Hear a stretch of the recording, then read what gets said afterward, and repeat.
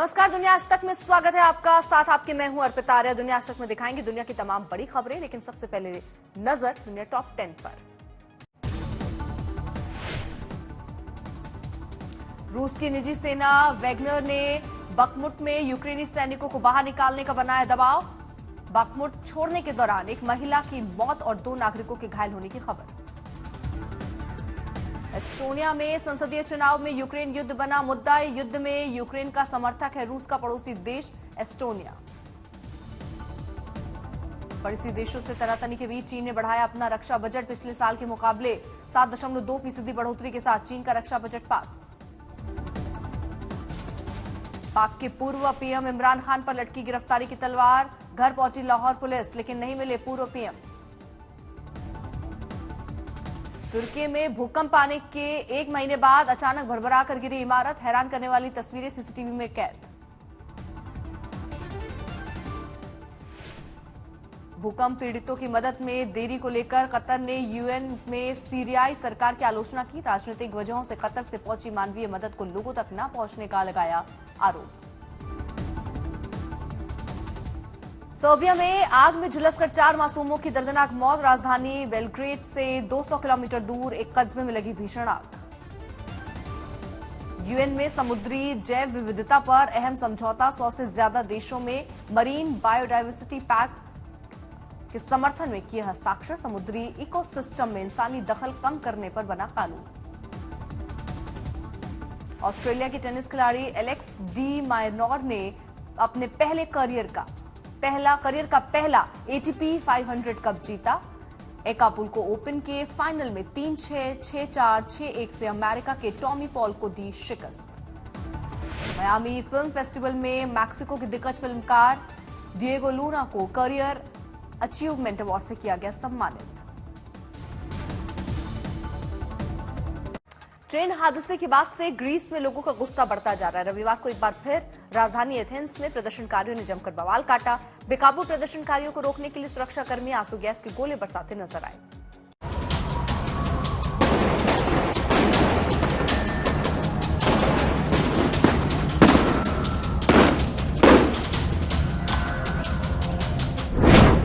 Train हादसे पर हिंसक प्रदर्शन।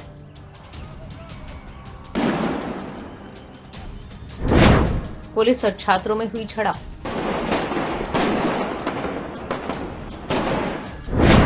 छात्रों ने पुलिस पर फेंका पेट्रोल बम। हिंसक विरोध प्रदर्शन की ये तस्वीरें ग्रीस की राजधानी एथेंस की है, जहां पर हजारों प्रदर्शनकारी सड़कों पर उतर आए हैं और सरकार के खिलाफ जमकर बवाल काटा। वीडियो में देखा जा सकता है कि प्रदर्शनकारी सुरक्षा बलों पर पेट्रोल बम फेंकते नजर आए। वहीं सुरक्षा बलों ने बेकाबू प्रदर्शनकारियों को रोकने के लिए आंसू गैस के गोले दागे और हवा में रबड़ की गोलियां चलाई। इस दौरान पुलिस और प्रदर्शनकारियों के बीच जोरदार झड़प भी हुई। रिपोर्ट के मुताबिक प्रदर्शनकारियों ने पहले शांतिपूर्ण मार्च निकाला, लेकिन राजधानी में बड़ी संख्या में लोग जमा हो गए, जिसके बाद हिंसा भड़क उठी। दरअसल ग्रीस में हुए ट्रेन हादसे के बाद बड़े पैमाने पर जगह जगह प्रदर्शन हो रहा है। दुर्घटना से दुखी प्रदर्शनकारी सरकार से बेहद नाराज हैं और जिम्मेदार लोगों की पहचान की मांग कर रहे हैं। Δεν θα ξεχαστεί το έγκλημα αυτό, δεν θα ξεχαστούν οι μικροί συμφοιτητές μας, όλοι οι νεκροί από το συγκεκριμένο το δυστύχημα και θα συνεχίσουμε έτσι ώστε να μην συγκαλυφθεί το συγκεκριμένο έγκλημα, να αποδοθούν όλες οι ευθύνες। इस विरोध प्रदर्शन में बड़ी संख्या में रेलवे के कर्मचारी भी शामिल हुए और सरकार से सही तरीके से जांच की मांग की। बता दें कि ग्रीस में मंगलवार को एक पैसेंजर ट्रेन और मालगाड़ी में जबरदस्त टक्कर हो गई थी, जिसमें 57 लोगों की मौत हो गई, जबकि कई लोग घायल हो गए। प्रदर्शनकारियों का दावा है कि सरकार की लापरवाही की वजह से यह हादसा हुआ। ऐसे में जिम्मेदार लोगों को जेल भेजा जाना चाहिए। वहीं ग्रीस की सरकार ने प्रदर्शनकारियों से घर लौटने की अपील की और कहा कि जांच जारी है। अगर कोई दोषी पाया जाता है तो उसके खिलाफ कड़ी कार्रवाई होगी। आज तक ब्यूरो। इजरायली संसद में पास हुए न्यायपालिका सुधार बिल के खिलाफ एक बार फिर भारी विरोध प्रदर्शन हुआ। तेल अवीव की सड़कों पर उतरे हजारों लोगों ने प्रधानमंत्री पर सर्वोच्च न्यायालय को कमजोर करने का आरोप लगाया।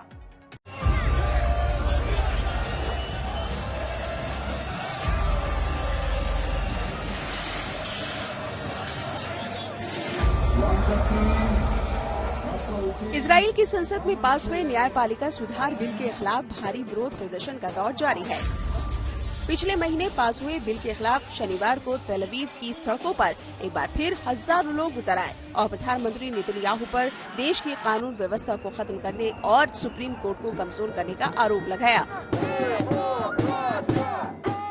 प्रदर्शनकारियों का दावा है कि न्यायपालिका में सुधार के बाद सरकार के लिए सुप्रीम कोर्ट के फैसलों को पलटना आसान हो जाएगा। साथ ही जजों की नियुक्ति में नेताओं का प्रभाव भी बढ़ेगा, क्योंकि जजों की चयन समिति में अधिकतर लोग सत्ताधारी दल के होंगे। पोस्टर बैनर के साथ सड़कों पर उतरे प्रदर्शनकारियों ने न्यायपालिका सुधार बिल को तुरंत वापस लिए जाने की मांग की। We want to fight for what is right, and there should be a constitution here, and there should be a long-standing and stable judicial system that needs some fixing, but not as impulsive as these crazy right wings who kidnapped democracy wanted to be. That's unacceptable, and we will fight to the end. तेल अवीव की सड़कों पर प्रदर्शन कर रहे लोगों ने अमेरिकी मिशन के सामने भी प्रदर्शन किया और अमेरिका से मदद मांगी। प्रदर्शन कर रहे लोगों ने आरोप लगाया कि प्रधानमंत्री नेतन्याहू अपने ऊपर लगे भ्रष्टाचार के गंभीर आरोपों को खारिज करवाने के लिए ये बिल लेकर आए हैं। प्रदर्शनकारियों ने प्रधानमंत्री बेंजामिन नेतन्याहू के नेतृत्व में बनी गठबंधन सरकार का भी विरोध किया। साथ ही प्रधानमंत्री से इस्तीफे की मांग की है। तेल अवीव में हुए विरोध प्रदर्शन में प्रदर्शनकारियों ने लोकतंत्र को खतरे में बताया और रंग भेद के खिलाफ एकजुटता के नारे लगाए, जबकि कुछ के हाथ में प्राइम मिनिस्टर लिखे बैनर भी मौजूद थे। पिछले कुछ सालों में नेतन्याहू के खिलाफ होने वाले प्रदर्शन में इस नारे का खूब इस्तेमाल किया गया।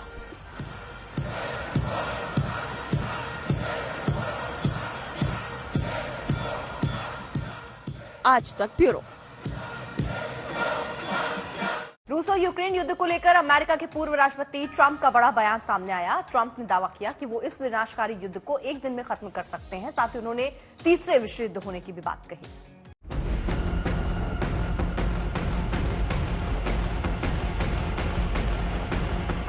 रूस यूक्रेन जंग के 1 साल से ज्यादा बीत चुके हैं, लेकिन इसके खत्म होने के आसार नहीं दिख रहे हैं। इसी बीच अमेरिका के पूर्व राष्ट्रपति डोनाल्ड ट्रंप का जंग को लेकर बड़ा बयान सामने आया है।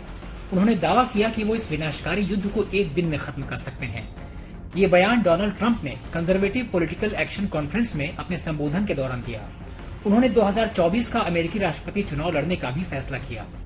ट्रंप ने इस मंच पर पूरे 100 मिनट का भाषण दिया। उन्होंने रूस यूक्रेन युद्ध को देखते हुए तीसरे विश्व युद्ध होने की भी बात कही, लेकिन उन्होंने दावा किया कि वे ऐसा नहीं होने देंगे। उन्होंने कहा कि इस युद्ध के समाधान के लिए रूस के राष्ट्रपति व्लादिमीर पुतिन के साथ उनके अच्छे संबंध हैं और वो जरूर उनकी बात सुनेंगे। We'll have the disastrous war between Russia and Ukraine settled. It will be settled quickly. I will get the problem solved, and I will get it solved in rapid order, and it will take me no longer than one day. I know exactly what to say to each of them. I got along very well with them. I got along very well with Putin. Donald Trump अपने संबोधन में यही नहीं रुके। उन्होंने अमेरिकी राष्ट्रपति Joe Biden पर भी जमकर हमला बोला। उन्होंने बाइडेन सरकार की नीतियों की जमकर आलोचना की। उन्होंने कहा कि ये हमारे देश के इतिहास का सबसे खतरनाक समय है। बता दें, पिछले 1 साल से भी ज्यादा समय से रूस और यूक्रेन के बीच जंग जारी है, जिसमें यूक्रेन के कई शहर बुरी तरह तबाह हो चुके हैं, लेकिन अभी भी दोनों देश झुकने को तैयार नहीं है। 1 साल से चल रही इस जंग में दोनों देशों के हजारों सैनिक मारे जा चुके हैं। साथ ही दोनों देशों को भारी आर्थिक नुकसान भी हुआ है। आज तक ब्यूरो।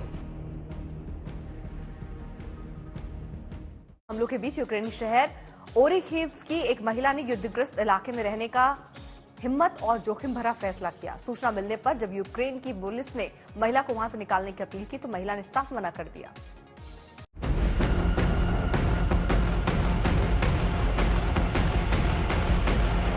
लगातार हो रहे रूसी हमलों के बीच यूक्रेन के ओरिखीव कस्बे के लोगों ने जब अपना घर बार छोड़ सुरक्षित जगहों का रुख किया तो यहाँ पर एक परिवार ने बमबारी के बावजूद यहाँ रहने की हिम्मत दिखाई। मारियुपोल और जपोरिज्जिया के ठीक बीच फ्रंटलाइन जैसे हालात वाले ओरिखीव में 44 साल की यूक्रेनी महिला लियुबोव फिंचा के इस जोखिम भरे फैसले की सूचना जब यूक्रेनी पुलिस को लगी तो उन्हें निकालने के लिए वो पहुंची। यूक्रेन की पुलिस ने लियुबोव फिंचा के साथ उनके मासूम बच्चों की जान का हवाला देकर ओरिखीव छोड़ने की अपील की।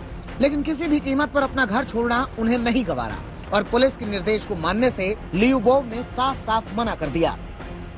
Проживаю тут с детками с начала войны. Никуда не выезжала. Тут у нас самая так безопасная комната, где я с детками ночую. लियुबोव सिंचा ने अपने लिविंग रूम की खिड़की के सामने रेत की थैलियां रख दी ताकि उसे बम के छर्रे से बचाया जा सके।